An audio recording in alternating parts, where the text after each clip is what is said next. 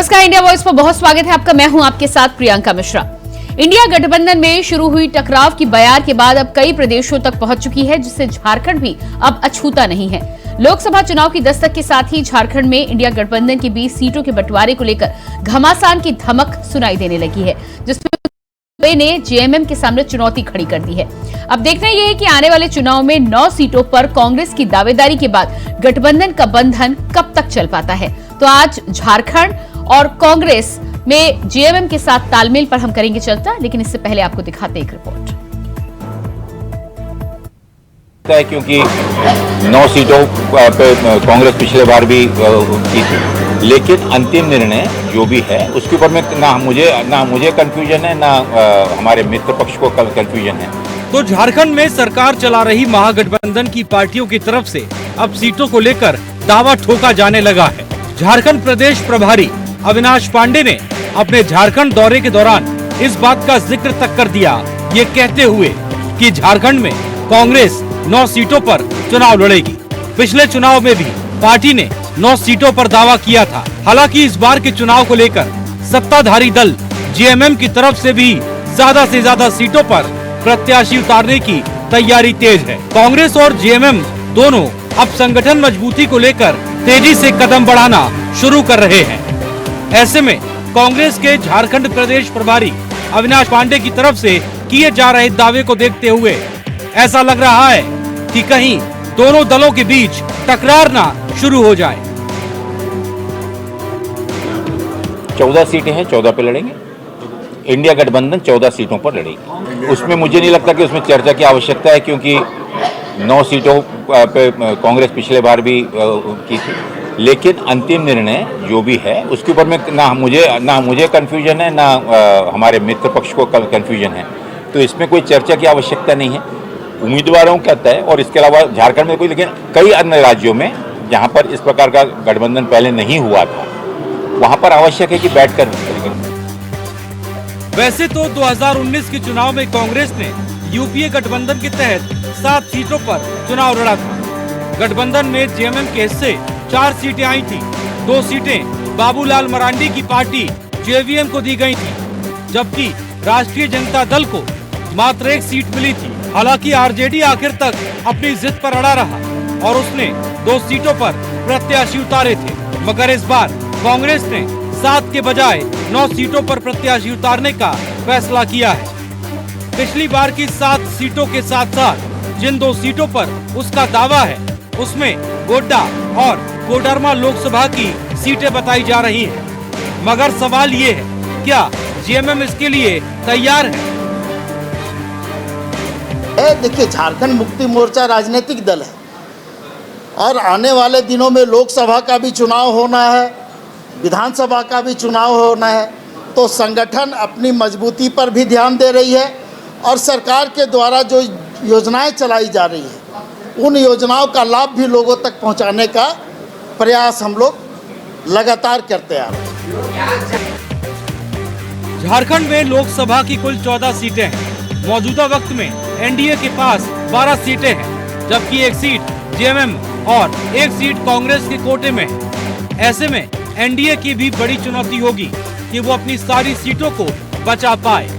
हालांकि जिस तरीके से सत्ताधारी दल आपस में उलझते हुए नजर आ रहे हैं, उससे तो लगता है कि झारखंड में भी गठबंधन में टकराव तय है। Bureau report, India voice.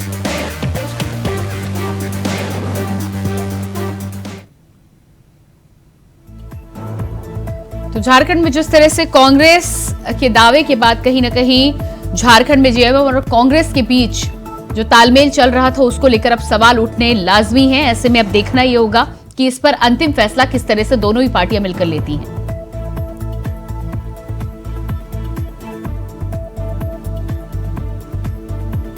तो आज इसी विषय पर हम चर्चा करेंगे। सबसे पहले अपने मेहमानों से आपका परिचय करा देती हूँ। हमारे साथ जेएमएम से सुजीत सरकार हैं, बहुत स्वागत है आपका कार्यक्रम में। इसके अलावा बीजेपी नेता हमारे साथ अनंत अमित जी भी जुड़े हुए हैं, बहुत स्वागत है आपका। और कांग्रेस नेता लक्ष्मी नारायण तिवारी हमारे साथ जुड़ चुके हैं, आपका भी बहुत बहुत स्वागत है।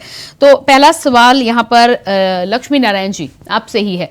9 सीटों पर आपने दावा किया है, पिछली बार 7 सीटों पर आपने चुनाव लड़ा था, 9 सीटों पर जब आप दावा कर रहे हैं तो गठबंधन में क्या आपकी चर्चा हो चुकी है पहले ही?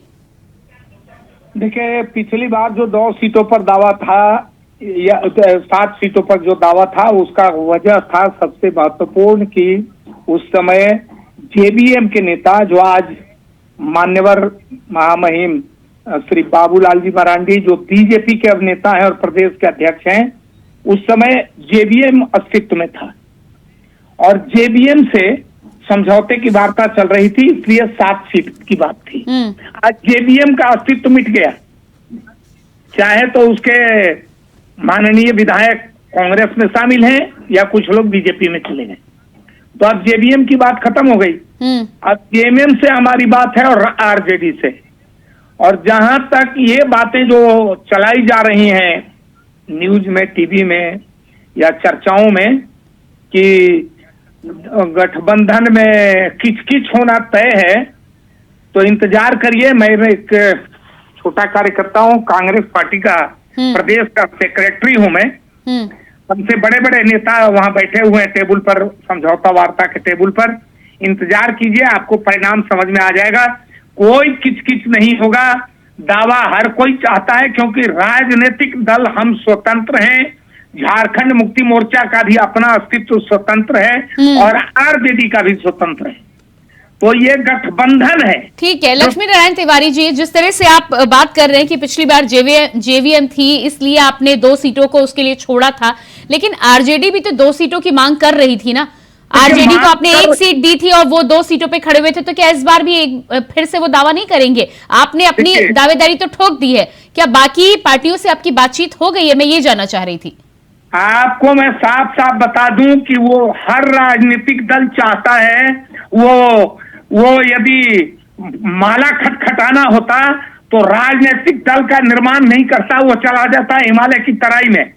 अगर राष्ट्रीय जनता दल मांग कर रहा है या झारखंड मुक्ति मोर्चा मांग कर रहा है, वाजिब है मांग उनका, मांग वो कर सकते हैं, लेकिन गठबंधन के टेबल पर ये तय होगा जब तीनों दलों के मांग वो करेंगे, लेकिन फैसला आप करेंगे। सुजीत जी, तो कांग्रेस का यहाँ पर जिस तरह से दावा हो चुका है 9 सीटों पर। मैडम अधूरी बात को चर्चा के दरमियान ऐसा मत चलाइए जो मैंने ये कह दिया कि फैसला हम करेंगे।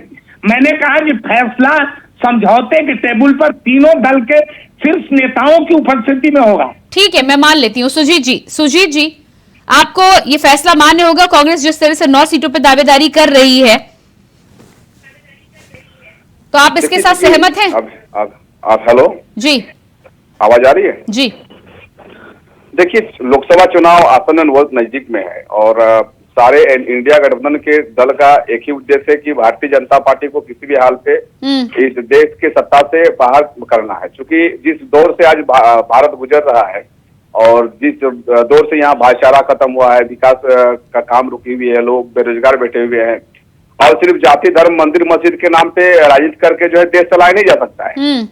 यहाँ झारखंड मुक्ति मोर्चा, कांग्रेस और आरजेडी जो 3 दल अभी झारखंड में अलायंस में हैं, तो ये तीनों का जो पार्लियामेंट्री बोर्ड कमेटी जो है वो अपना सही समय पे, आप लोग सब निश्चिंत रहिए, इसमें कहीं कोई किचकिच नहीं है और सही समय पे सही सीट का जो है फैसला होगा और बड़े सशक्त होगा और वैसे सशक्त होगा ताकि बीजेपी यहाँ पर अपना खाता ना खोल सके। तो और जो जेएमएम के लिए 4 सीटें आपको मंजूर हैं? देखिए, मैं इस बात को कहने के लिए यहाँ पर ऑथराइज नहीं हूँ। मेरे पार्टी के सुप्रीमो है माननीय दिसंबर शिबू सोरेन जी, कार्यकारी अध्यक्ष है माननीय हेमंत सोरेन जी, उनका निर्णय ही हम लोगों के लिए सर्वोपरि निर्णय है। अब वो कितने सीटों में लड़ेंगे ये तो गठबंधन के जो शीर्ष नेतृत्व है। अच्छा, ठीक है, आप अपनी पार्टी के लिए नहीं बोलेंगे। आरजेडी जिस तरह से पिछली बार भी 2 सीटों की मांग कर रही थी, इस बार 2 सीटें मिलेंगी, क्योंकि जेवीएम के जब अस्तित्व खत्म होने की आप बात कर रहे हैं, तो कांग्रेस जिस तरह से 9 सीटों पर दावेदारी करने की कोशिश कर रही है, तो ऐसे में राजद जब 2 सीटों की मांग कर रही थी, तो क्या इस बार पूरी होगी? क्या इसको लेकर कोई चर्चा आपकी पार्टी में चल रही है? जी नहीं, फिलहाल इस तरह की कोई चर्चा नहीं है, लेकिन चूंकि चुनाव नजदीक है तो निश्चित तौर पे हमारे पार्टी के जो कार्यकारी अध्यक्ष है उनके साथ में जरूर चर्चाएं हो रही होंगी और चूंकि अभी जो सशक्त हुई है गठबंधन और जो राज्य जो का नेतृत्व जो माननीय हेमंत सोरेन जी के हाथ में है, बहुत मजबूत हुआ है। और लाजमी है कि कार्यकर्ता जो वहां पर हैं वो अपने अपने लोकसभा क्षेत्र में काफी एक्टिव रूप में है, हर दल के लोग। तो जो जहां मजबूत स्थिति में होगी और जिस तरह समीकरण को देखते हुए हर पहलू को ध्यान में रखते हुए गठबंधन को भी यानी कि आपका कहना ये भी है कि यदि आप मजबूत हुए हैं तो आपकी दावेदारी भी बढ़नी चाहिए, यही कहना चाह रहे हैं ना आप सुजीत जी? देखिए, दावेदारी बड़ा और घटा महत्वपूर्ण नहीं लगता है। सबसे बड़ा महत्वपूर्ण है किसी भी हाल पे झारखंड में भाजपा का खाता नहीं खुलने देना। अच्छा। और इसके लिए तीनों दल के शीर्ष नेतृत्व जो है ठीक है सही समय पर उचित निर्णय लेंगे। आनंद जी, बात तो यहाँ पर टिकटों के बंटवारे से शुरू हुई थी, लेकिन बात खत्म बीजेपी पर ही होती है, क्या कहना है इस पर आपका? देखिए प्रियंका जी, ये दिन में तारे देखने की तरह ये बातें कर रहे हैं, चाहे वो सरकार जी कर रहे हैं, चाहे हमारे बड़े भाई तिवारी जी कर रहे हैं।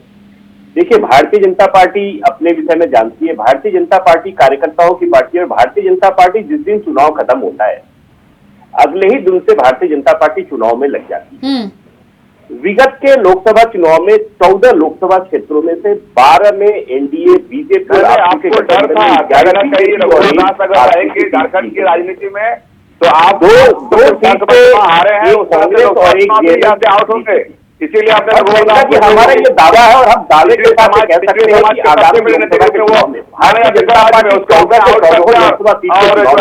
उड़ीसा का झारखंड में ये तीनों गठबंधन ने, आरजेडी, कांग्रेस और जेएमएम के गठबंधन ने पूरे राज्य को विगत 4 वर्षों में जिस तरीके से भ्रष्टाचार और तमाम अवैध कार्यों में जिस तरीके से धकेल रखा है, 3.25 करोड़ जनता आज गठबंधन की सरकार ने जनता को लूटा है। लोकसभा के चुनाव में इनको जवाब देगी, विधानसभा में साफ करेगी, लोकसभा में इनको जो टेलर है वो टेलर दिखाएंगे। 14 के 14 लोकसभा सीटों पर प्रियंका जी आज का डेट लिख लीजिए, 28 तारीख है आज। आप बैठेंगे और मैं दावे के साथ कह रहा हूँ आनंद जी अभी तक तो एक सीट थी। ठीक है लक्ष्मी नारायण जी एक सीट आपके पास थी। आनंद जी कह रहे हैं इस बार 14 की 14 वो लेकर जाएंगे, क्या कहना है इस पर आपका? तो ऐसा है कि इंडिया गठबंधन के जो घटक दल हैं, मित्र दल हैं, वो कह रहे हैं, हम लोग कह रहे हैं सब कोई मिलकर के खाता नहीं खुलेगा। इनका कहना है कि 14 में से 14 सीट ले लेंगे, तो हमको लगता है 14 ही भी ले लेंगे, 14 हम लोग भी ले लेंगे। तो जो 14 का जो क्षति होगा वो पाकिस्तान पूरा कर देगा, कुछ पश्चिम बंगाल पूरा कर बंगाल पूरा कर देगा। ये ऐसे बयान हास्यास्पद हैं। बयान सभी राजनीतिक दल के कार्यकर्ताओं नेताओं को सोच समझ के देना चाहिए। इसीलिए जो बातें मैंने अभी कही, और मैडम आप जो बार बार उसको नहीं, लेकिन अनंत जी उनके पास तो फिर भी 12 है, 12 के बाद वो 14 कह रहे हैं, आप एक सीट के साथ 14 का दावा कर रहे हैं। थोड़ा कहने दीजिए, मैं जो कह रहा था वही बात सरकार जी ने कहा, आरजेडी के लोगों को बुलाइए वही बात कहेंगे। ये बात अब भूल जाए, बहुत इन लोगों ने अत्याचार की सीमा का लक्ष्मण रेखा लांघ दिया है। अब इसलिए कोई किस की बात नहीं है। लक्ष्मी नारायण जी उसका फैसला तो जनता सुनाएगी जब वोट होंगे, लेकिन जिस तरह से आप उनके अनंत जी पर बोल रहे हैं, उनके पास तो फिर भी 12 सीटें हैं, उसके बाद ये दावा कर रहे हैं, आप एक सीट लेकर ये दावा कर रहे हैं। मैडम जी ये अब तो अभी हम लोगों के बीच में नहीं है अटल बिहारी वाजपेयी, श्रद्धेय अटल बिहारी वाजपेयी। वो कहा करते थे कि वोटों का प्रतिशत इतना और सीट इतनी। सीटों का प्रजातंत्र में महत्वपूर्ण स्थान है। 32% तो उनके पास तो सीटें भी है ना। सुन लीजिए जी, जिक्र नहीं करिए। 32% वोट लेके केंद्र के सत्ता पर ये सत्ताधीश बने बैठे हैं। जब वोटों का ध्रुवीकरण होगा, जैसे पहले ये कहते थे, आज जो हम लोग कह रहे हैं, जिसकी चर्चा आप कह रहे हैं कि भाजपा पर आके खत्म होता है।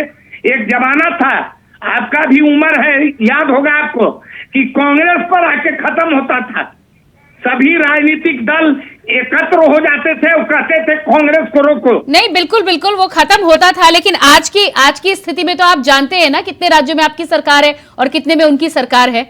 आप घबराइए नहीं, 4-5 5 राज्यों का परिणाम जो सेमीफाइनल जिसको कहते हैं तुरंत आपको नवंबर दिसंबर में पता चल जाएगा। उसके बाद आप लोकसभा के चुनाव के प्रतीक्षा करिए। आनंद जी जवाब दीजिएगा। लक्ष्मी नारायण जी कह रहे हैं कि वोट प्रतिशत की यहाँ पर बात कर रहे हैं। लक्ष्मी नारायण जी क्या कहना है इस पर आपका? मैडम 10 सेकेंड ओनली जी। मैं ये कह रहा हूँ कि आपको तत्काल समझ में आ जाएगा। और ये जो झाल बजाया जा रहा है कि किच होगा, गठबंधन में नहीं होगा, नेता कौन होगा, ये सब बातें पर पूर्ण विराम लग जाएगी। ठीक है, नहीं होगा तो बहुत अच्छी बात है, बहुत अच्छी बात है। ठीक है आनंद जी। तिवारी जी परसेंटेज की बात कर रहे हैं।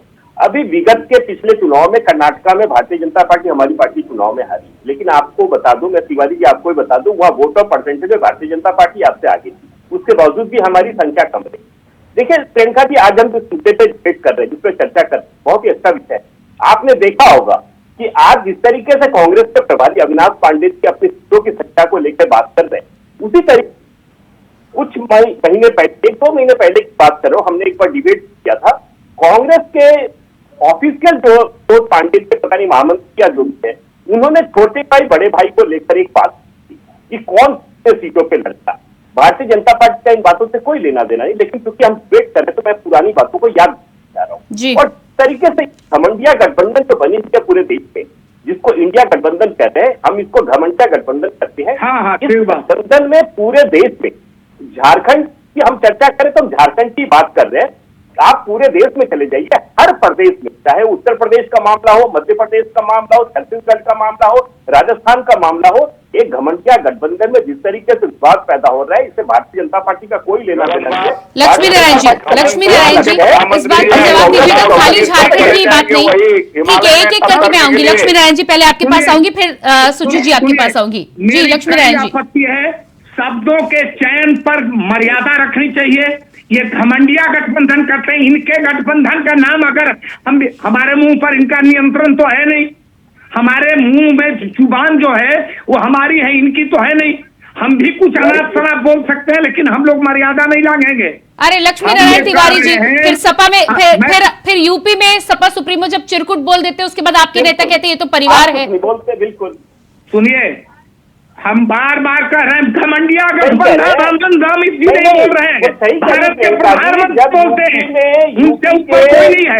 समाजवादी के अध्यक्ष आपके प्रदेश अध्यक्ष को चिरकुट कहते हैं, तब उनके प्रधानमंत्री के ऊपर संवैधानिक पद पर उससे ऊपर कोई नहीं, राष्ट्रपति है।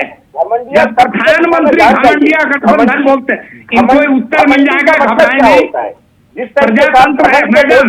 अरे लक्ष्मी नारायण तिवारी जी, आपकी पार्टी के नेता जब चाय वाला चोर चौकीदार बोलते हैं, तब कहाँ जाती है आपकी नैतिकता? जी मैडम, इनको सब याद नहीं है कि स्वर्गीय इंदिरा गांधी जैसी तेज तर्रार नेता को राजनारायण ने पराजित किया था। अटल बिहारी वाजपेयी माधवराव सिंधिया से पराजित हुए थे, याद नहीं है इनको? घमंडिया गठबंधन इनको कह रहे हैं ना, घबराइए ना, प्रजातंत्र है, इनको उत्तर मिल जाएगा।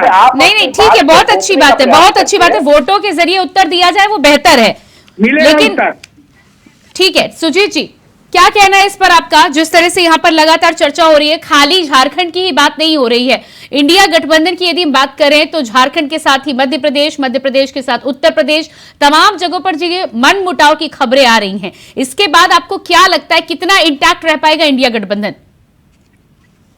क्योंकि एक तरफ तो बयान आते हैं और फिर उसके बाद जब प्रवक्ताओं से बात होती है तो प्रवक्ता कहते हैं सब ठीक ठाक है, सब बढ़िया है। बता रहा हूं, भारतीय परंपरा को मैं आपको पीछे क्यों लेने जानता हूं। पहले था हम लोग का बड़ी परिवार था, जिसको सामूहिक रूप से हम लोग एकल परिवार बोलते थे, और अभी व्यक्ति विशेष परिवार हो गया जो मोदी और शाहजी चला रहे हैं। और जो इंडिया गठबंधन था वो सामूहिक रूप से पूरे भारत में परिवार के रूप में नहीं, अगर आप सामूहिक परिवार की सुजीत जी बात करेंगे तो शब्दों की मर्यादा भी पहले होती थी।